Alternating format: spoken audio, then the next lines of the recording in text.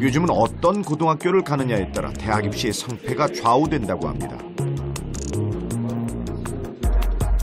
대입제도가 학생부 종합전형으로 변화하며 신흥 입시 명문으로 떠오른 최강자는 자사고와 특목고죠. 한 컨설팅 업체에서 작성해준 견적서. 교육과 비교과 관리에 발명품을 만들고 특허에 마케팅, 소논문까지 총 비용이 3,480만 원. 결국 학생부는 학교 안과 밖, 부모 배경과 투자에 비례한 결과물이었던 겁니다.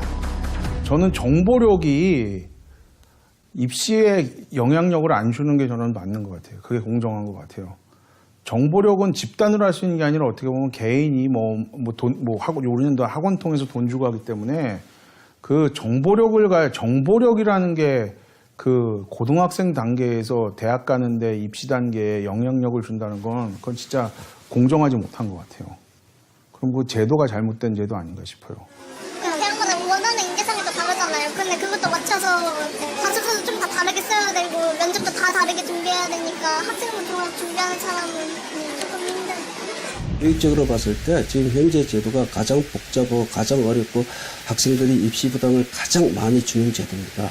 그리고 또 깜깜이 전형, 또 공정성에 의심한 제도인데 지금 해방 이후 대학 입시에서 이렇게까지 많은 비판을 받고 말이 많은 제도는 거의 제가 보기엔 처음인 것 같습니다.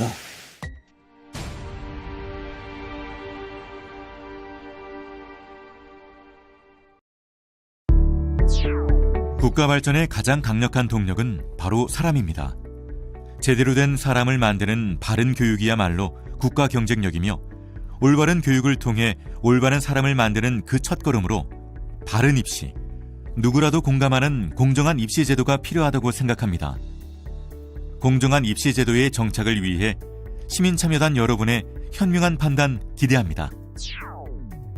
공론화 의제 1은 80% 가까이 기형적으로 확대된 수시 전형, 즉 학생부 종합 전형의 확대로 학생부 기록의 중요성이 높아지고 학교 간, 지역 간 심각한 격차 발생으로 공정성과 신뢰성 문제를 넘어 교육의 양극화와 불균형을 초래한 데 대해 심각한 문제를 제기하고 지나치게 줄어든 수능 위주 전형인 정시 비율의 확대를 주장하는 안입니다. 미래 사회, 인공지능 사회에서도 가장 중요한 덕목은 도덕성입니다. 다양성과 융복합성 인재를 키운다는 명분 아래 늘려온 학생부 종합 전형. 과연 공정하게 학생들을 선발하고 있는 걸까요? 목표를 위해서는 불공정해도 신뢰성이 없어도 된다면 과연 입시를 치르면서 우리의 아이들은 무엇을 배울까요? 꿈을 향해 노력하고 그에 상응하는 결과를 얻을 수 있는 공정한 사회를 만들기 위해서는 공정한 입시 제도가 반드시 필요합니다. 정시 확대가 그 밑거름이 될 것이며 올바른 교육, 올바른 인재 양성의 바른 도구가 되길 바랍니다.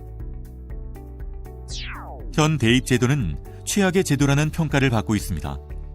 지금까지 수십 차례 바뀐 입시 제도 속에서 가장 큰 어려움을 겪고 있는 사람은 그 누구도 아닌 학부모와 학생입니다.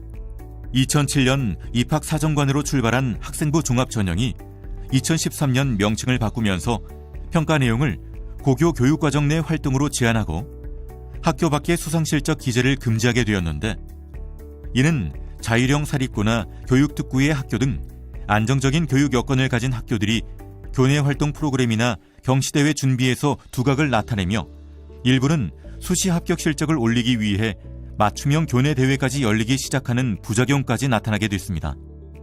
이는 곧 학생부 종합 전형이 수시에서 100%를 차지하고 있는 서울대학교 합격생 수를 보면 그 심각성을 알 수 있습니다.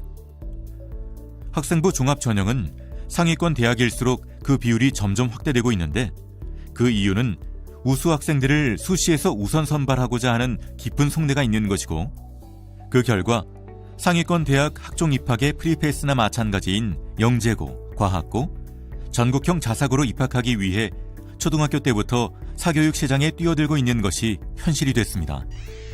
서울 상위권 15개 대학의 수시에서 학생부 종합 전형에 차지하는 비율을 보면 학종 비율이 얼마나 기형적으로 확대되었는지 알 수 있습니다. 학생부 종합 전형이 확대되면서 고등학교에서 다양한 비교과 활동을 평가하는 학생부의 중요성이 커졌습니다. 그러나 이 또한 일부 학교에서 진학 실적을 위해 내신 성적이 좋은 학생들에게 비교과 몰아주기식 형태의 부작용을 낳게 되었고 성적으로 한 줄 세운다는 수능을 비판하며 등장한 학생부 종합 전형은 오히려 과도한 내신 경쟁으로 한 줄 세우기를 하고 있는 실정입니다. 또한 이처럼 비교과 활동이 중요한 평가 기준이 되면서 어떤 학교를 들어가느냐, 어떤 선생님을 만나느냐에 따라 생기부가 얼마나 풍성해지느냐가 결정되는데요. 2018년 교육부가 학생부 신뢰도 제고 방안을 위해 발표한 내용을 보면 2015 교육과정에서 이공계 대학 진학에 도움이 될 소논문 기재가 허락되는 융합과학 탐구나 과학과제 연구 과목을 개설할 예정인 일반고는 극소수에 해당하는 것으로 나타났습니다. 학생부 종합전형의 또 다른 문제점은 깜깜이 전형이라는 것입니다. 3학년을 담당했던 교사조차 대학의 전형별, 지역별, 학교별로 그 차이가 커서 너무 복잡하고 예측이 불가능하다는 의견이 많은데요. 내가 왜 떨어졌는지, 왜 붙었는지 가장 알 수 없는 전형입니다. 또한 학교 교사의 능력에 따라 입시 결과가 달라지기 때문에 학생부 기록에 대한 중요도가 높아질수록 교사의 스트레스가 더 심각해지고 있습니다. 학생부 종합 전형은 일명 학생부 전형이 아닌 학부모 전형, 금수저 전형이라고도 불립니다. 학부모의 개입, 즉 경제력과 정보력에 따라 입시 결과가 달라지기 때문인데요. 대학 교수가 미성년인 중고생 자녀를 자신의 논문에 공동 저자로 등록한 사례들 또한 학종의 또 다른 폐해입니다. 부모의 사회경제적 지위는 학생부에 기재되는 창의적 체험 활동의 질적인 면에도 영향을 미칠 수 있기 때문에 이 또한 금수저 전형이라 부르는 요인이 됐습니다. 학종이 일반고 학생들의 상위권 합격에 유리한 전형이라고 하지만 실제 서울대학교 고교 유형별 합격자 수의 변화를 보면 오히려 학종이 80%에 가깝게 늘어나면서 일반고, 자공고 학생의 합격자 수는 줄어든 상황입니다. 고교 서열화를 없애고 일반 고등학교의 혁신을 꾀하겠다는 교육부는 최상위권 대학의 수시 모집 비율 확대를 독려하면서 고등학교의 수평적 다양화가 아닌 수직적 서열화 체제 가속화를 조장한 셈입니다.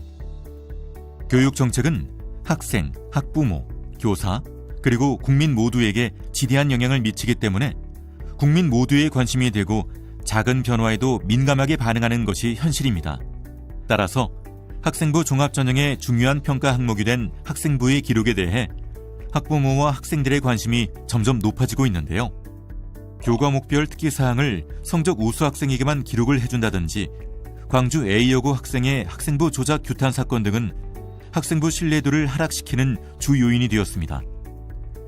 최근 3년간 교육청 감사를 통해 대구, 광주, 경기, 경남 지역에서만 학생부 무단 정정 및 조작이 308건 적발되었고 관련 교사가 파면 또는 해당 학생의 대입이 취소되는 사태까지 벌어졌습니다. 수시의 지나친 확산으로 인해 학교 현장에서는 치열한 내신 경쟁이 심화되는가 하면 협력과 소통보다는 학생부 기록을 위한 보이지 않는 경쟁이 더 치열해졌습니다. 먼저 학생부 위주의 수시 전형과 수능 위주 전형 정시화의 적정 비율을 유지해 학생 간의 관계성을 회복시키고 더 나은 미래를 위한 교육의 가치를 실현해야 하지 않을까요? 대학 입시에서 무엇보다도 중요한 것은 공정성입니다. 현재에도 미래에도 중요한 것은 승복이 가능한 입시라는 사실입니다. 입시는 누구에게나 공평한 기회를 제공해야 합니다. 한 번의 내신 하락에도 포기하지 않고 고3 때까지 열심히 공부하여 미래를 스스로 설계할 수 있는 기회. N수생이나 검정고시를 치른 학생, 만학도, 그리고 내신 포기 학생에게도 역전 가능의 기회가 주어지는 사회가 공정한 사회 아닐까요? 스티브 잡스의 저자 월터 아이작스는 4차 산업혁명 시대, 즉 미래에 어떤 변화가 닥치더라도 교육에 있어서 가장 중요한 것이 기본적으로 배워야 할 기초 과목에 대한 기본기를 다지는 일이 가장 중요한 덕목이라고 했습니다.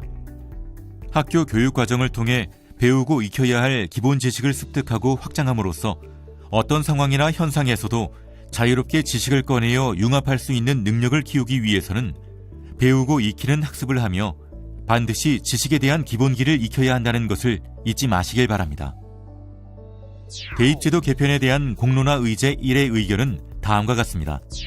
대학은 실기를 제외한 모든 학과에서 수능 위주 전형 정시를 45% 이상 확대해야 한다고 보는 입장입니다. 그 근거로 먼저 수능은 본인의 학습 능력을 측정하는 시험으로 합격과 불합격 기준이 가장 투명하고 객관적인 전형이라고 보며 전국의 모든 고3 학생들이 공통적으로 공부하는 국어, 영어, 수학, 탐구 과목의 성취 수준을 측정하는 도구이며 고등학교 과정에 대한 독해력, 논리력, 사고력을 측정할 수 있는 시험이라는 사실입니다. 또한 EBS 연계율을 축소한다면 국어, 수학, 과학 탐구 문제의 경우 여러 가지 개념을 복합적으로 사고하는 문제 해결력 문제이기도 합니다. 그리고 내신 성적이 부족한 학생, 비교과 활동이나 학생부 기록이 상대적으로 부족한 일반고, 그 중에서도 특히 공립학교 학생, 학과가 적성에 맞지 않거나 대입 실패에도 재도전을 준비하는 N수생, 만학도 모두에게 동일한 기회가 제공되는 열린 대입 전형입니다. 사실 인터넷 강의 발달은 수능 준비에 필요한 사교육비 부담을 크게 낮춰주고 있기 때문에 정시 비율의 확대는 사회적 요구입니다.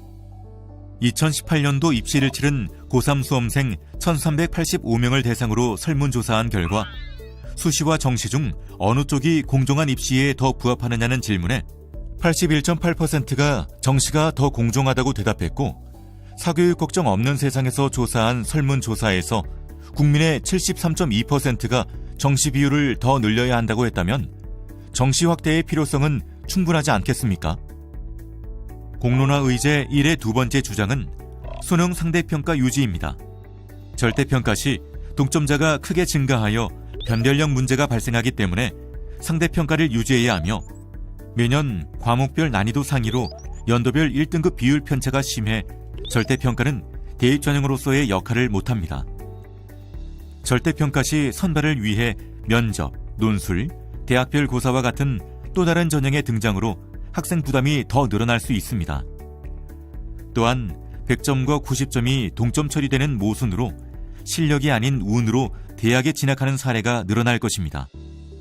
공론화 의제 1의 세 번째 주장은 수시, 수능 최저 유지입니다.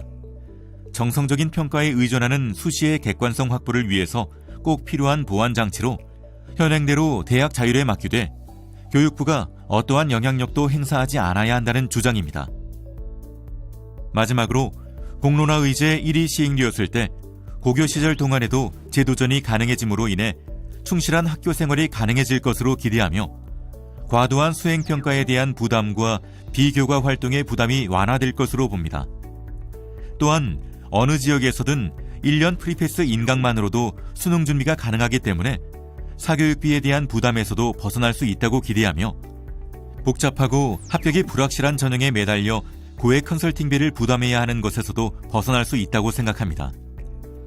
무엇보다도 우수학생 몰아주기 현상을 막고 건전한 학교 풍토를 조성할 수 있으며 학종 개선과 정시 확대로 공정성과 신뢰성을 회복할 가능성이 높아질 것으로 기대합니다.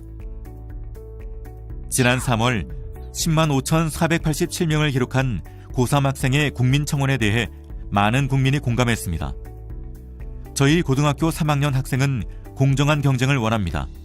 12년의 노력이 객관적인 지표 없이 평가된다는 것은 곧 학생들의 노력을 짓밟는 것입니다. 저희는 같은 시간에 같은 시험지와 같은 문제로 평가받는 가장 공정한 방법을 원합니다. 정말 학생을 위한 교육부가 되려 한다면 꼭 이러한 점을 생각해 주셨으면 좋겠습니다. 여러분의 귀한 선택이 이 학생의 소망을 이루어줄 수 있습니다. 감사합니다.